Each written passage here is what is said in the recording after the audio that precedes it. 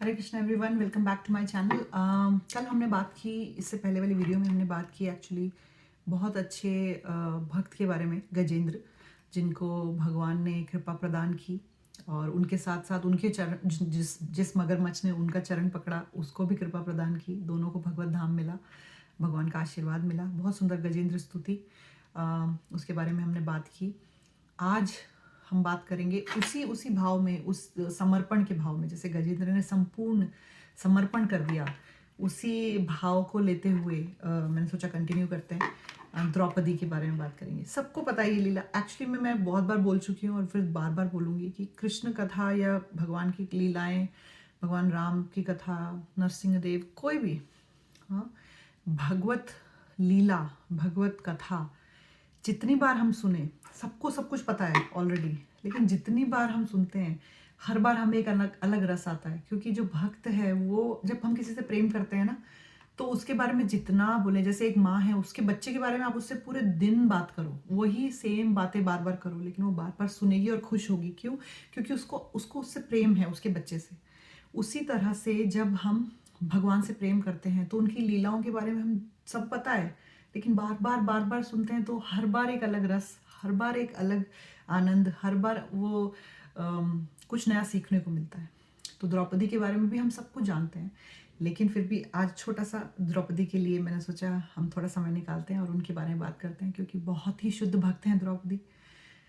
द्रौपदी का जब चीरहरण हो रहा था, हम सबको पता है, द्रौपदी को भरी सभा में लेके आया गया और उनकी साड़ी को जब खींचा जा रहा था तो द्रौपदी ने पहले कोशिश करी कि वो भीष्म पितामह और जो क्या जो जो भी जितने भी बड़े बड़े सब वहाँ पे बैठे थे, उनसे जाके पूछा कि प्लीज़ आप किसी भी तरह से इस दुशासन को रोकिए, मदद करिए, क्योंकि मैं आपकी वधू हूँ, पुत्र वधू हूँ, मेरे साथ ऐसा अपमान हो रहा है। तो द्रौपदी ने बहुत प्रार्थनाएं करी। भीष्म पितामह, द्रोणाचार्य, धृतराष्ट्र जो कि दुर्योधन के, कौरवों के पिता हैं, सबसे माफ़ी मांगी, सबसे गिड़गिड़ाई, सबके आगे भीख मांगी, सबके आगे मदद की पुकार करी, लेकिन किसी ने उनकी बात नहीं सुनी, कोई ध्यान नहीं दिया, सब मुंह में अंधे थे। भीष्म पितामह ने भी, क्योंकि वो भगवान के भक्त भी हैं, वो एक अच्छे योद्धा भी हैं, वो एक अच्छे व्यक्ति थे, बट क्योंकि उन्होंने दुर्योधन का नमक खाया था तो वो भी चुप थे, वो भी नहीं बोले। फिर उन्होंने अपने हस्बैंड, जितने उनके 5 पांडव पति वहाँ बैठे थे, वहाँ जाके उनसे प्रार्थना की, उनसे रिक्वेस्ट करी कि प्लीज़ आप धनुधारी अर्जुन, भीम, जिसके 10,000 हाथियों का बल है आप में, आप मेरी रक्षा करें। 5 पति पांडव, जिनकी वाहवाही होती है, जो गुणगान गाए जाते हैं, जिनके पराक्रम की जो व्याख्या है बंद नहीं होती, कहते थकते नहीं हैं, वो भी कुछ नहीं कर पाए। तो बड़े से बड़ा व्यक्ति, पावरफुल से पावरफुल व्यक्ति कुछ नहीं कर पाया उस वक्त। उस पूरी सभा में द्रौपदी का अपमान होने से बचा नहीं पाया।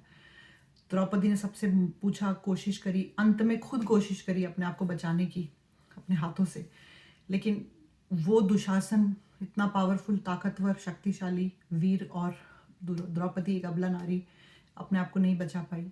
समझ गई कि अब जब कोई भी नहीं, पहले दूसरों से मांग करी, फिर अपने आप कोशिश करी बचाने की, लेकिन जब कुछ नहीं हुआ, अंत में दोनों हाथ ऊपर करके गोविंद पुकारा।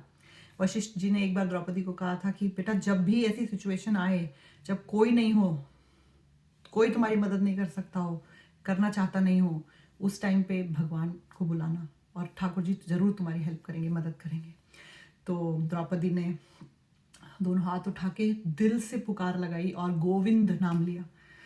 जो गोविंद नाम लिया द्रौपदी ने, भगवान ने सबसे पहले गरुड़ को बोला, लेकिन फिर उनको गरुड़ की भी गति थोड़ी धीमी लगी कि शायद जो गरुड़ है वो धीरे चलेगा, जो उनका वाहन है जिस पे बैठ के भगवान हर जगह जाते हैं।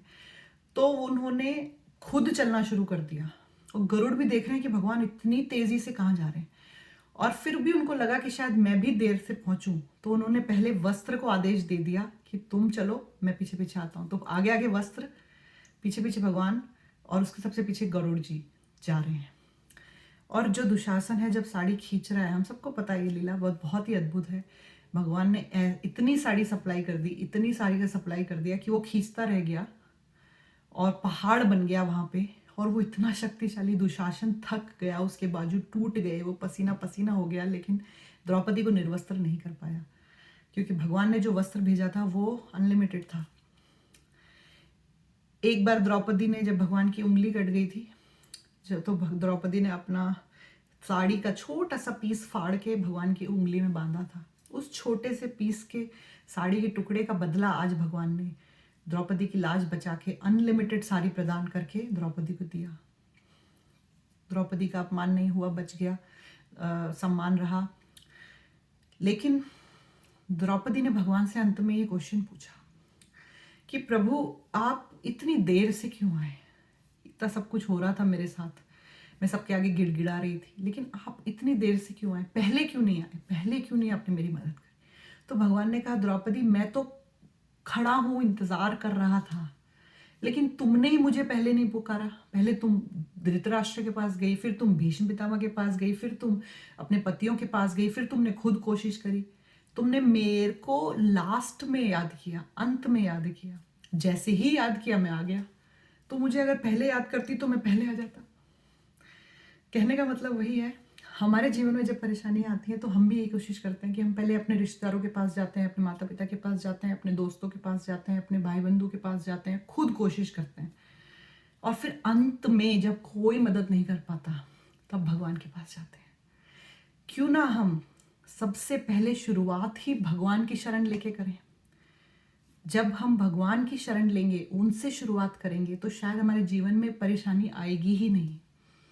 हमारे पास इतना ताकत होगी कि हम हर परेशानी को हल कर सकते हैं भगवान की कृपा से। तो इस छोटी सी पास टाइम से हमें ये शिक्षा मिलती है कि कोई जब नहीं कुछ मदद कर सकता तो भगवान हमेशा हमारे साथ हैं। बस हमें उस फेथ से दोनों हाथ उठा के ठाकुर जी को पुकारना है। और दूसरा कि अंत में उनके पास जाने से अच्छा है शुरुआत ही उनसे करें। हरे कृष्णा।